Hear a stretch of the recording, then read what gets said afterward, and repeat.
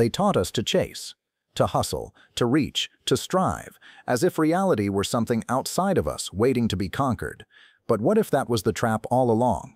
What if the very act of grasping is what keeps your dream dangling just out of reach? In the deeper realms of energy, force doesn't open doors, frequency does. And the universe listens not to effort, but to resonance. Pause and ask yourself this: are you living in alignment with what you claim to want? Or are you performing desire while vibrating lack? Most speak of abundance while anchored in worry. They affirm love while quietly carrying loneliness. They demand freedom while emotionally chained to fear. And it is that contradiction, not the vision board, not the journal, not the incantation, that becomes the real command to the field. Because reality doesn't listen to what you say. It listens to who you are. In quantum understanding, the field, this invisible sea of infinite potential, doesn't respond to hustle. It responds to harmony. Not urgency, but inner clarity. Not pushing, but presence. The game isn't about reaching for the future. It's about meeting the frequency where your future already breathes. That future doesn't need to be built. It needs to be remembered. Before we go any deeper, type 777 in the comments if you feel this truth stirring in your soul. Not as a reaction, but as a declaration. A signal to the quantum field that you remember who you are. This isn't a number. It's resonance. It's coherence. It's your first act of becoming. This is where the world gets it wrong. You've heard phrases like "feel it as if it's already yours," but when you're wrapped in worry, that sounds like a cruel joke. It's not that you're failing, it's that you're misunderstanding the paradox. True manifestation isn't a doing, it's an allowing. The more you force, the more you signal resistance. The more you chase, the more you echo its absence. Quantum mechanics offers a clue. The observer effect tells us reality responds to attention. But there's a secret. Only when attention is charged with expectation, not anxiety. When you observe with certainty, the wave collapses into form. When you observe with doubt, it remains unformed. Just a possibility, never actualized. It's not about trying harder. It's about tuning cleaner. Like a radio, the song is there, but you have to find the right frequency. That's the essence of quantum manifestation. You're not asking for a miracle. You are becoming the version of yourself that the miracle already calls home. You are tuning into the timeline where it's already real. You're not convincing the universe to give it to you. You're collapsing into the identity that already holds it. The path to your desire isn't effort, it's alignment. You are not building reality, you are remembering it. Ancient mystics knew this. Thoth spoke of mind as the builder of form. Neville Goddard whispered of the wish fulfilled. Joe Dispenza now speaks of heart-brain coherence. They all point to the same code. Your internal state is the seed, and the field is the soil. You are not here to control life. You are here to mirror it, to magnetize it, to hum at the same frequency as the truth you say you're ready for. Most people think manifestation is about doing more affirmations, more scripting, more meditating. But if you're trying to force the mirror to smile while you're frowning, you're missing the point. The field doesn't bend to willpower alone. It bends to who you're being when no one's watching. It's not the practice itself that holds the power. It's the energy behind it. You can't fake frequency. You either are the signal or you aren't. You may be asking, then what am I supposed to do? Here's the truth that both ancient wisdom and quantum science agree on. Your life is a projection of your inner state. Your thoughts emit electricity. Your emotions pulse with magnetism. Together, they form a vibrational blueprint that the field responds to.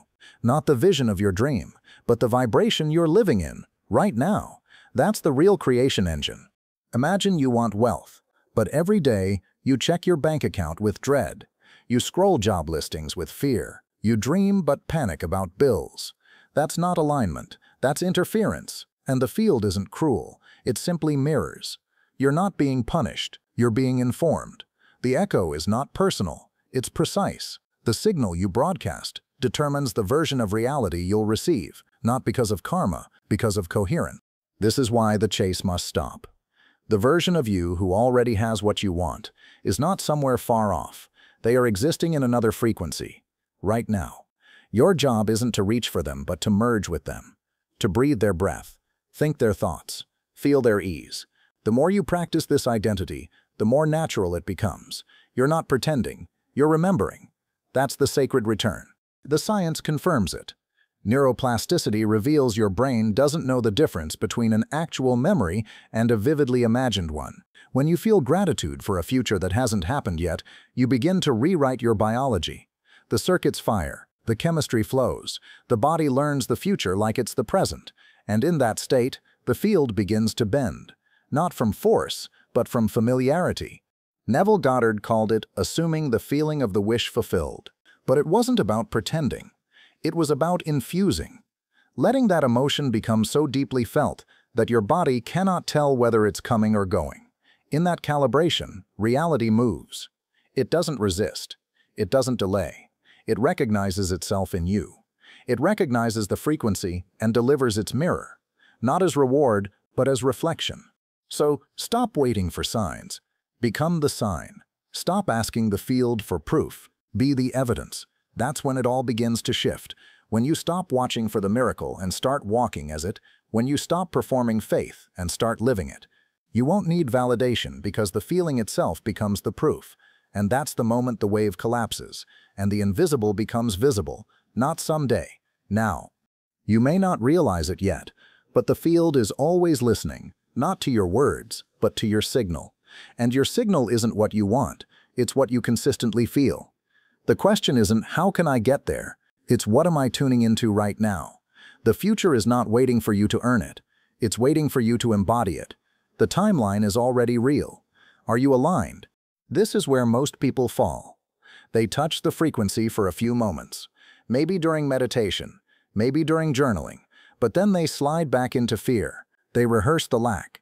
They argue with the present. They check for signs too soon.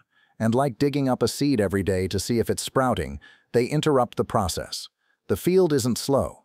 It's stable, but your coherence must be consistent. It's not about being perfect. It's about returning, again and again, to the version of you who already has it. That's the discipline, not forcing, returning, not hustling, aligning, in small ways, in how you speak to yourself, in the choices you make when no one's watching, in the breath you take when anxiety knocks. Every act of alignment is an anchor, and every anchor strengthens the signal you're sending to the field. When that signal becomes stable, reality responds. Opportunities arise that you didn't chase. People show up with messages you didn't expect. Ideas flow that feel guided. The illusion of coincidence fades, and a deeper knowing sets in. This isn't luck, it's law. This is not the universe testing you, it's reflecting you. And when you've practiced your desired state long enough, it becomes more than real, it becomes inevitable. You'll begin to feel it in your bones, not as adrenaline, but as certainty. Not as hype, but as stillness. That's the moment you know. The wave is collapsing, the field is reorganizing, life is beginning to match your inner world, not because of a ritual, not because you begged, but because you calibrated. You didn't wait, you didn't ask, you became, and that becoming drew the mirror forward. This is the bridge from imagination to incarnation, from potential to embodiment. It's no longer a theory or a hope, it's a felt experience, one that lives in your breath, your posture, your presence. And because you carry it with quiet conviction, the world begins to treat you differently. People respond, circumstances shift. And not because something changed, but because someone did. You. You became the signal your dream was waiting for. The most powerful moment is when you stop chasing and start drawing. When you realize the field isn't holding your desire hostage, it's waiting for your resonance. And once you reach that resonance, the field can't help but respond. Not because of magic, but because of physics.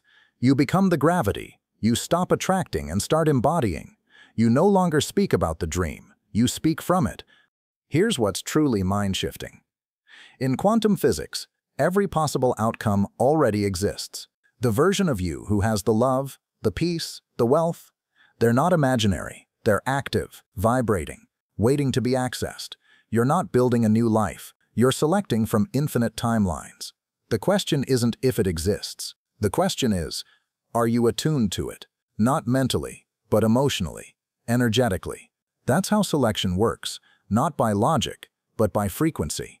People confuse thinking about their dream with becoming it. But the field doesn't respond to thought alone. It responds to thought infused with emotion, anchored by belief, lived through embodiment. You can't just visualize a new reality. You must feel it, breathe it, walk it, before it ever arrives. That's how the wave collapses. That's how matter responds to mind. Not through hoping harder, but by harmonizing your state of being. And this is where emotional coherence comes in. Your thoughts may want wealth, but if your emotions scream, "I'm unsafe," your signal is split. The field receives mixed messages, and mixed messages create delayed results. You may say, "I trust," but if your actions reveal fear, the field mirrors the fear. Not to punish, but to teach. Coherence means your head and your heart are no longer speaking in different languages. When the mind and the emotions unify, your energy becomes clean, clear, undistorted. Joe Dispenza calls this heart-brain coherence, when your inner world stops contradicting itself. And in that moment, you stop sending weak signals into the quantum field.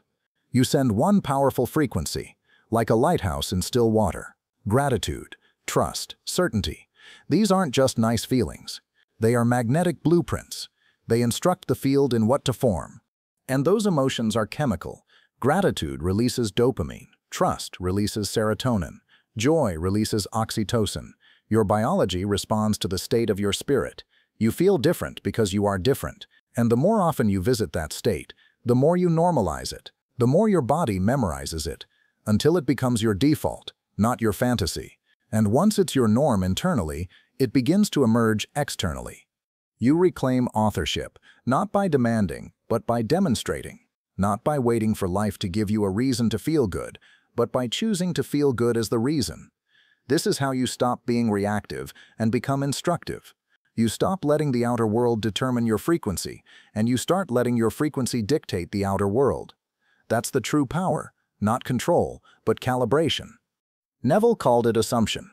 Dispenza calls it internal rehearsal. The ancients called it divine embodiment. But they all meant the same thing. Reality forms around the truth you carry in your core. That's why it's not about pretending. It's about returning.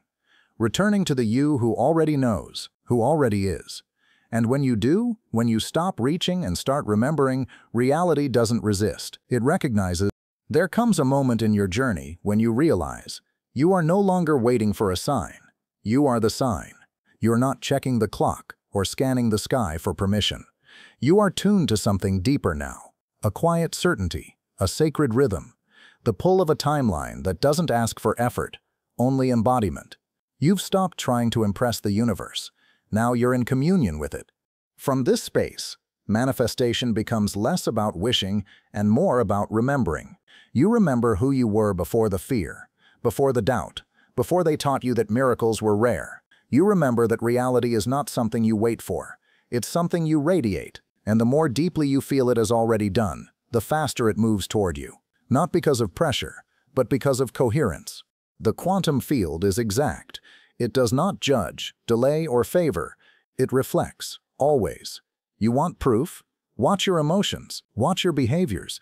Watch the atmosphere you generate. That is your evidence. You are not waiting on life to change. Life is waiting on you to stabilize your signal. The field is not slow. Your frequency is simply not yet consistent enough to call the vision into form. And that's not a flaw. It's an invitation to return again and again to the frequency of trust, to sit with your future self until their presence becomes your second skin, until doubt feels foreign and certainty feels like home. It's not about avoiding fear. It's about choosing coherence anyway, over and over. That's mastery. That's how reality bends, not through drama, but through devotion. So when someone tells you, act as if, don't mistake that for fakery. It means to embody the emotional truth of the version of you who already has it, to carry their calm, to walk with their grace, to make decisions from their wisdom. Because when your being reflects that version, the field must respond. It's not magic, it's frequency fidelity. You're not wishing, you're anchoring. This is where time starts to act strange. Synchronicities increase, pathways open, people appear with keys you didn't know you needed. And it all seems so sudden. But you'll know it's not. You've been broadcasting this reality for weeks, months, maybe lifetimes, and now it's here. You didn't force it, you became it. You didn't chase it, you held it long enough for the field to obey the signal. And now, a shift begins. Not just in the world outside you, but in your perception of that world. You don't need signs because you feel it. You don't seek proof because you've become it. The quantum mirror reflects what's anchored in your nervous system, not what's written in your notebook. So breathe, walk slower, speak softer, and let your vibration announce what you used to beg for. This final layer is where the illusion unravels completely. The old belief that you must earn your dream, strive for it, suffer through it, begins to dissolve. And in its place, a quieter truth emerges. You are never waiting for anything. Every version of your life already exists. Every timeline is accessible. The future is not a destination, it's a vibration. And you've had the tuning key within you all along. The field is obedient, not to need, but to clarity, not to struggle, but to signal. If you've ever had a moment where everything clicked, where life moved without resistance, where answers arrived before the question, you've touched this state. That was coherence. That was you syncing with the current of what already is. And the more you choose to live from that alignment, the more effortless manifestation becomes. Stop looking outside for signs. Look inward and feel the shift. Manifestation is not a request, it's a remembrance, a return to the version of you who already walks with peace, who already trusts the unseen, who no longer needs to control outcomes because they've become the outcome. When you settle into that identity, you don't magnetize reality, you mold it. You become the vessel it flows through. And this is not theory, it's biology. Your body changes when you embody the future. Your cells reprogram. Your nervous system recalibrates. Your brain stops looping old scripts and begins wiring for new patterns. And the universe, ever responsive, ever faithful, reshapes to match the new architecture.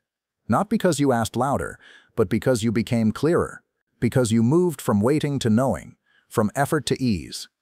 So if this message is stirring something in you, a quiet knowing, a deep recognition, that's not random, that's alignment.